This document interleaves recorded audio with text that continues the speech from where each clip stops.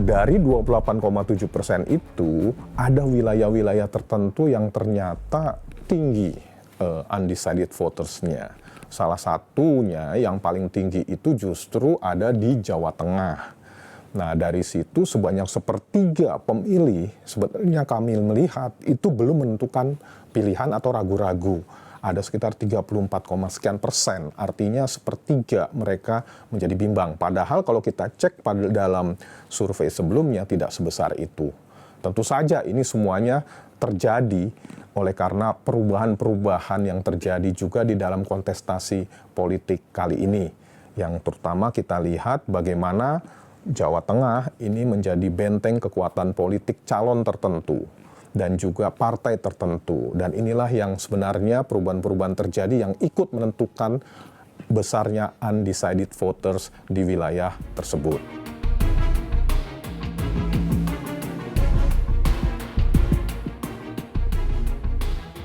Iya, kalau kita kategorisasikan sebenarnya beberapa wilayah lain ini cenderung terjadi di wilayah-wilayah yang sebenarnya menjadi kantong-kantong besar dari suatu kekuatan politik, yaitu kekuatan politik partai pendukung ataupun PDIP di sini, dan juga wilayah di mana dalam Pilpres lalu, 2009 lalu, itu besar sekali dukungannya terhadap Presiden Jokowi.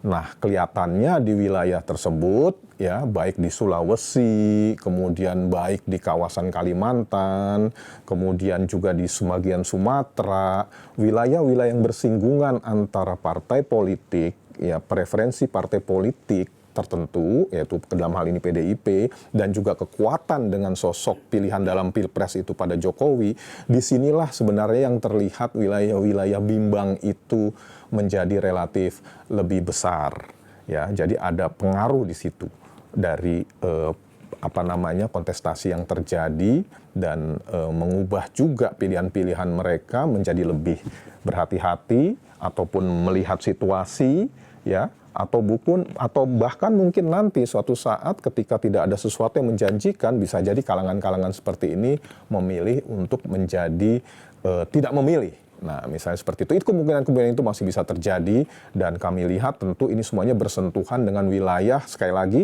di mana kekuatan partai besar dan kekuatan terhadap sosok juga besar di sana.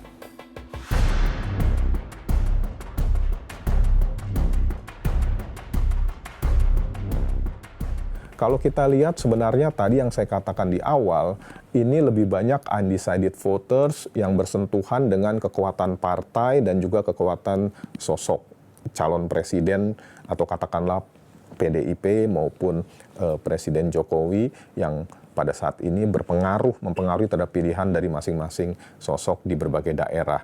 Nah, kalau kita cek di sini sebenarnya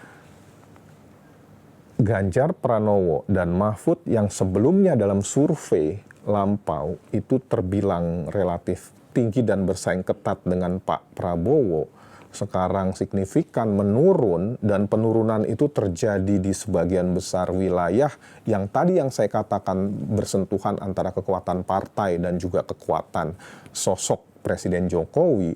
Nah, tentu saja ini akan bisa mempengaruhi juga peningkatan nilai dari masing-masing, ataupun katakanlah secara khusus pada pasangan Ganjar maupun Mahfud. Dalam artian, seberapa besar pasangan ini mampu mempengaruhi sosok yang masih ragu-ragu, atau para pemilih yang kali ini merasa ragu-ragu dengan situasi, dengan terjadinya perubahan-perubahan politik yang mempengaruhi langsung terhadap pilihan mereka. Seberapa yakin Ganjar maupun Mahfud ini bisa mempengaruhi mereka dan membalikan pilihan mereka kembali untuk memilih Pak Ganjar maupun Pak Mahfud. Itu tantangannya bagi Pak Ganjar ataupun Pak Mahfud yang memang sekarang mengalami tekanan akibat perubahan dari pilihan politik pemilihnya.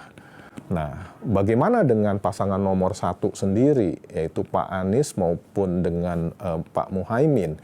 Tentu saja kalau kita lihat bagian dari pasangan ini menarik dalam artian bagaimana daerah-daerah yang mereka kuasai, ya, kita bisa mengkategorisasikan berdasarkan dua daerah. Yang pertama adalah daerah yang disebut sebagai basis kekuatan. Nah, basis kekuatan dari pasangan nomor 1 ini berdasarkan hasil survei kami itu ada di wilayah DKI Jakarta. Dan sekarang masih bisa terpertahankan. Walaupun penetrasi dari pasangan nomor 2 ini sedemikian masif, tetapi wilayah DKI Jakarta sejauh ini masih bisa terkuasai. Nah, di wilayah itu pasangan nomor 1 masih mampu mempertahankan. Yang kedua, wilayah-wilayah di mana pasangan ini juga signifikan perolehannya, yaitu di Jawa Barat, Banten, nah kemudian juga beberapa wilayah di Sumatera, ya. Walaupun masih terkalahkan oleh pasangan nomor 2, namun masih tetap bisa menjadi nomor posisi urutan kedua, mampu bersaing dengan pasangan nomor 2. Nah, tapi menariknya lagi nih, justru ya pasangan ini juga mampu bisa menguasai wilayah-wilayah yang pada pemilu 2019 lalu merupakan wilayah yang sebenarnya dikuasai oleh Pak Prabowo ketika berhadapan dengan Pak Jokowi. Nah, hasil survei kami menyatakan ada indikasi wilayah seperti kalau kita tarik ke dalam level provinsi, ya, dengan sangat hati-hati yang saya katakan di sini karena ini masih berjalan terus, ya, tetapi wilayah seperti Aceh dan juga Sumatera Barat yang menjadi kantong kekuatan dari Pak Prabowo menang telak pas pada saat berhadapan dengan Pak Jokowi dalam pemilu 2019 lalu, itu saat ini lebih banyak terkuasai oleh pasangan nomor 1 yaitu Anies dan juga Muhaimin. Kalau undecided voters-nya Pak Prabowo, kalau kami cermati, ini sebenarnya relatif agak merata juga ya, tapi tidak menjadi suatu pilihan yang besar di masing-masing daerah. Kenapa demikian? Karena Pak Prabowo maupun Gibran posisinya sekarang kan adalah posisi yang tengah menguasai berbagai macam wilayah ya.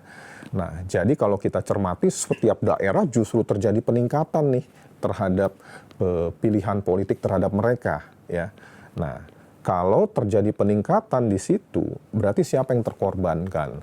Tentu antara pasangan nomor 1 maupun pasangan nomor 3. Nah, yang dalam hal inilah yang kita lihat cenderung lebih banyak situasi tersebut menekan kalangan pasangan nomor 3, yaitu Pak Ganjar maupun Pak Mahfud. Nah, di mana undecided voters-nya? Undecided voter-nya justru lebih banyak di kalangan-kalangan Pak Ganjar maupun Mahfud yang sebelumnya memilih mereka, memilih Pak Ganjar.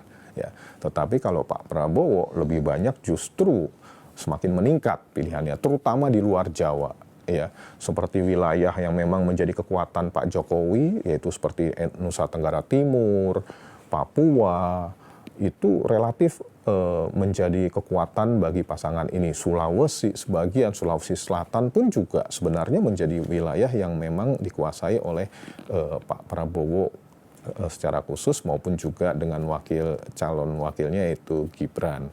Nah, ini berlangsung Kalimantan, begitupun juga Sumatera Utara, itu pun juga terjadi seperti itu ya. Jadi merata ya, dan wilayah yang memang kita tenggarai ini adalah wilayah-wilayah kemenangan dari Pak Jokowi.